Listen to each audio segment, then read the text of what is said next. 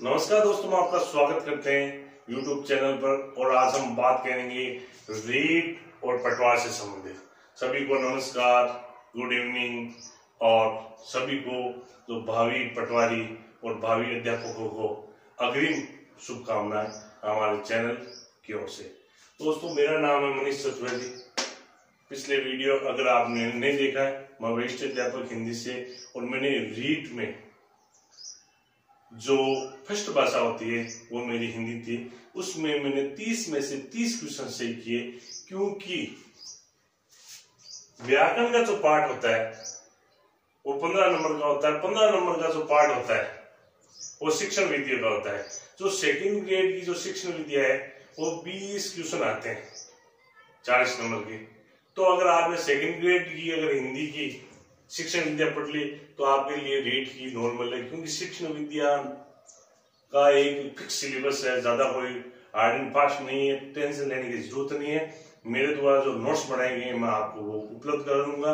और आज जो 15 नंबर का जो अपना मैटर है उस पर चर्चा करेंगे इस वीडियो में। अब दोस्तों, सबसे पहले शब्द ज्ञान। शब्द ज्ञान में छोटे छोटे मौखिक, लिखित और जितने भी है शब्द संबंधी वर्णमाला क्या होती है, और स्वर किसको कहते हैं, व्यंजन किसको कहते हैं, कितने ये होते हैं, कंटे और तालु, ये सारी जितने भी शब्द ज्ञान है उसमें ये सारे आ जाते हैं। कंठ कौन से होते हैं, जैसे आपको विजयनामा कंठ है, ए आ के, इसके सारे के सारे आपको इस आने वाले वीडियो में हम बताएंगे। तो दोस्तों, तत्सम, तद्भव, देश और विदेशी शब्द, इसका भी हमने ट्रिक बना रखा है। ऐसे तो शब्द का ज्ञान होना चाहिए, कब शब्द का उत्पत्ति हुई है, कहां से हुई है, इतना आपको ध्यान नहीं रखना है, क्योंकि हिंदी के अलावा भी आपके मनोविज्ञान वगैरह वो हार्ड पड़ती है। इसलिए मैं इस पार्ट की गारंटी लेता हूं आपको। जैसे अगर चंद्र बिंदु आ जाए, जैसे आंख है, जहां भी चंद्र बिंदु आती है वो कन परम तद्भव होगा। जो संस्कृत के जो शब्द है वो तत्सम, ये सहज से अपन निकालेंगे। जो सेकंड ग्रेड में एक बार क्वेश्चन आ गए थे कि जो संस्कृत के जो शब्द है वो क्या कहलाते हैं, तत्सम कहलाते हैं, तद्भव कहलाते हैं, विदेशी कहलाते हैं, इस प्रकार के कुछ आ गए थे। तो जो तत्सम, जो संस्कृत के जो शब्द हैं जो कि तो उठाए गए हैं उनको हिंदी में तत्सम बोलते हैं। और फिर इनका मुख्यवाणी या समय, परिस्थिति, स्थान के आधार पर जो इसका परिवर्तन हो गया है उसको तद्भव बोलते हैं। कुछ शब्द विदेशी आ गए, विदेशी आक्रमण हुए, विदेशी आ गए। विदेशी के अलावा कुछ ऐसे शब्द जैसे खिड़की, गाड़ी खचाखच भरी हुई है, और रेवड़, कुछ प्रकार के ऐसे शब्द हैं जो देश शब्द के अंदर आते हैं। इसमें मैं आपको शानदार तरीके से, मेरी गारंटी है, इनमें से आपका जिंदगी में कभी क्वेश्चन गलत नहीं हो सकता। मैंने इसका पूरा का पूरा मेरी किताबों के संकलन से एक पूरा रजिस्टर तैयार कर रखा है मैंने, और वो रजिस्टर से जितने भी एग्जाम होते हैं उनमें से एक भी क्वेश्चन बाहर नहीं जाता है। उस हिसाब का मैंने तैयारी कर रखा है, ऑथेंटिक बुक्स होते हैं। और इसके बाद में बात आती है अपने उपसर्ग, प्रत्यय, संधि और समास। ये दोस्तों हिंदी की जान है। सबसे पहले अपने को सीखना पड़ेगा संधि। अगर संधि अपने को आ गई तो उपसर्ग और प्रत्यय ये बहुत इजीली समझ में आ जाएंगे, क्योंकि संधि ही शब्द की उत्पत्ति और शब्दों को जोड़ना, इसी से संधि से ही प्रत्यय और उपसर्ग बहुत अच्छी तरह सेट हो जाएंगे। और समास भी ज्यादा हार्ड नहीं है। इन टॉपिक को ओपन करेंगे, लेकिन ये कोई भी एग्जाम दे लो, ये टॉपिक 4 तो रहेंगे। अब बात आ रही है संज्ञा। संज्ञा अब आपको आएगी तो सर्वनाम आएगा, सर्वनाम आएगा तो विशेषण आ जाएगा। ये तीनों एक ही चैप्टर है, इसलिए अपने सिलेबस में तीनों है। और बड़े इजी तरीके से आपको ये आने वाले वीडियो में आपको करवा देंगे। अवयव जिसका वे नहीं हो, ये जैसे है वैसे ही रहते हैं। जैसे जो अव्ययीभाव समास है उससे संबंधित अगर ये अवयव सीख गए तो विभाग समास सीख जाओगे, बहुत ही इजी है। अब पर्यायवाची विलोम एकार्थ शब्द, ये आपका शब्दकोश पढ़ाने के लिए बहुत जरूरी है, इसलिए इनको सिलेबस में लिया गया है। पर्यायवाची विलोम और एकार्थी ये भी दोस्तों परमानेंट है, जो बार बार वो ही आते हैं, ज्यादा कोई हार्ड वाली बात नहीं है, टेंशन लेने की। अब वाक्य रचना, वाक्य अंग दोस्तों, वाक्य वाक्यांश में क्या अंतर है? जिसमें क्रिया नहीं हो वो वाक्यांश होता है, जिससे ईश्वर में विश्वास रखने वाला, करने वाला है नहीं आ रही, क्रिया नहीं आ रही, तो वो क्या हो गया? वाक्य का एक अंश हो गया, इसलिए वाक्यांश हो गया। जिसमें क्रिया होती है वो क्या होता है? वाक्य होता है।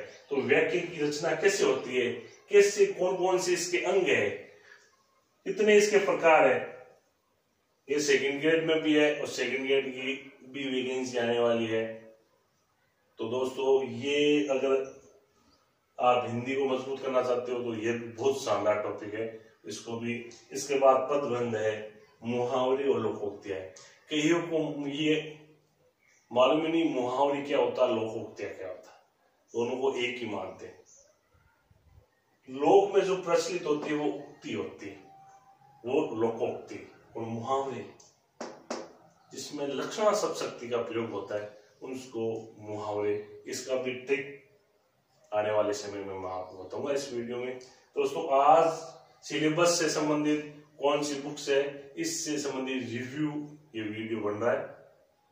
और जो सेकंड भाषा है, ये जो फर्स्ट भाषा ले रहे हैं उनके लिए है, जो हिंदी सेकंड भाषा ले अपने 4 फर्स्ट भाषा, सेकंड भाषा और मनोविज्ञान और एसएसटी वालों की एसएसटी और साइंस वालों के वो, ये अपना सिलेबस है। तो जिसने फर्स्ट भाषा हिंदी का चयन किया है उनके लिए ये, जिन्होंने सेकंड भाषा का चयन किया है उनमें ये 4 टॉपिक नहीं है, क्रिया, लिंग, वचन और कार्य। क्रिया किसी कार्य के करने में होने को, और ये 10th के सिलेबस में है। लिंग, ये गाय भैंस वो नहीं है। एक बार मीराबाई एक आश्रम में गई थी, तो उन्होंने उन्होंने कहा था कि आपको यहाँ आने के लिए जो स्त्रीलिंग है वो यहाँ प्रवेश निषेध है।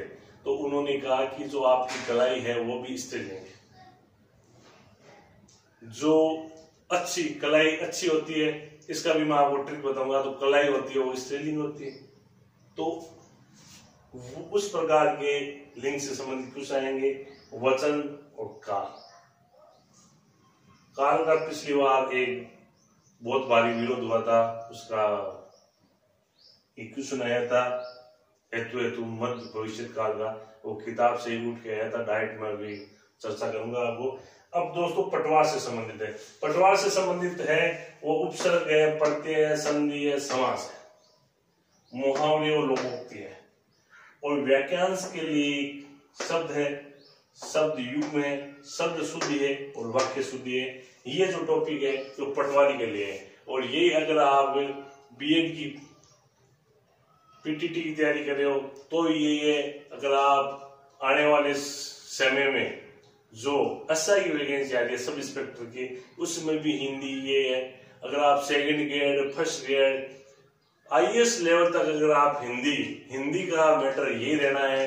कांता प्रसाद गुरु, हरदेव बाहरी बहुत विद्वान हुए थे, उन विद्वानों ने जो हिंदी लिखी है उससे संबंधित मैं आपको पूरा आने वाले समय में पूरा का पूरा कोर्स करूंगा।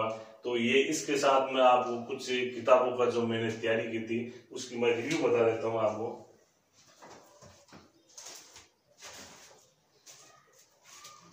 सबसे पहले ये नवीन हिंदी व्याकरण एवं रचना है, ये पहले सिलेबस में चलती थी।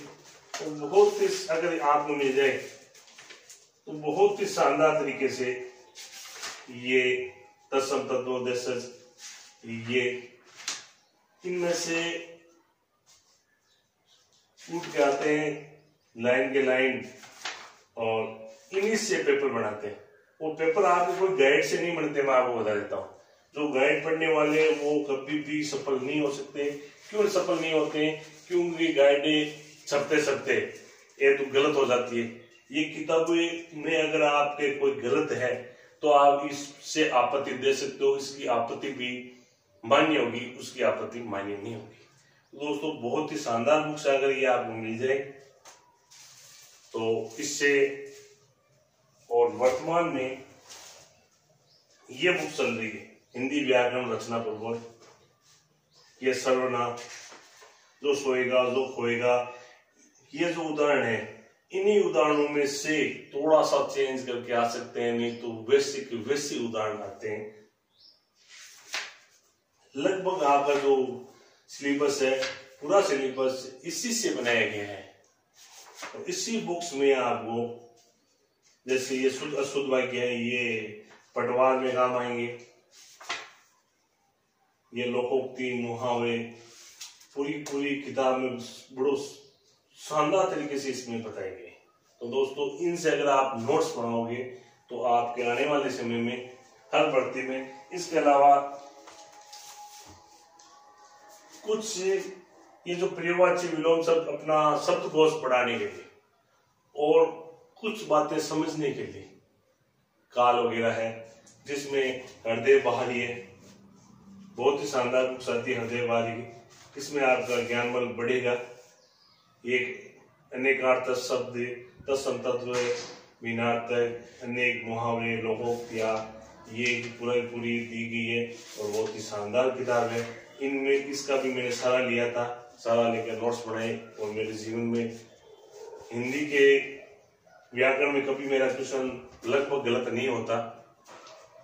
और मनोज मिश्रा पब्लिकेशन की बुक्स है, आप देख सकते हो इनकी क्या स्थिति हो गई है। ये भी अच्छी बुक्स है, लेकिन रीड के लिए आपको वो जो दो किताबें मैंने बताई उसका थोड़ा विशेष ध्यान रखना है। और सेकंड ग्रेड फर्स्ट ग्रेड अगर आप हिंदी से हो तो आपके लिए ये आने वाले समय में बहुत ही वरदान साबित होगी ये बुक से। इनमें से कुछ ही आप उठाकर अपने नोट्स बनाओ और उनको बार बार रिवाइज करो। किताबें पढ़ने से कुछ नहीं होगा, मैंने पहले वाले वीडियो में बताया था, आपको एक नोट्स बनाने पड़ेंगे। और ये हृदय भारी, इसके साथ ये व्यवहारिक सामान्य हिंदी परिष्कार के राघव सर की भी शानदार बुक है। इसमें कुछ वो उद्द और उत्त वो दो चार उनको लेकर कंफ्यूज चल रहा है। अभी भी आरपीसी उत्त को मान रही है और राघव सर उद्द को, वो दो चार बाकी अच्छी किताब है।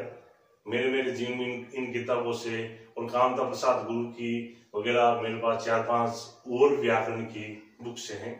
जो भी मेरी पोस्टिंग अजमेर है तो यहाँ मेरे पास इतना ही अभी कलेक्शन है, बाकी कलेक्शन मेरे गांव में। तो ये अगर रीड के लिए ये किताबें पर्याप्त है। अगर आप इनका तैयार करोगे तो बिल्कुल आपका सफल हो जाओगे, किसी प्रकार से आपको घबराने की जरूरत नहीं है। ये बहुत ही शानदार बुक्स है और इससे आप जम के तैयारी करो। और किसी प्रकार का आपको हिंदी से संबंधित कोई भी क्वेश्चन पूछना है तो नीचे कमेंट बॉक्स पर लिखो। और आने वाले वीडियो में मैं मनोविज्ञान से संबंधित जो मैंने तैयारी की थी, मनोविज्ञान और संस्कृत और एसएसटी उससे संबंधित मैं चर्चा करूंगा। अब मैं इस वीडियो से विदा ले रहा हूं और सभी को नमस्कार। अभी तक अगर आपने ये चैनल सब्सक्राइब नहीं किया है तो प्लीज सब्सक्राइब कर लो और अगर आपको वीडियो पसंद आया तो लाइक और शेयर भी करो, जिससे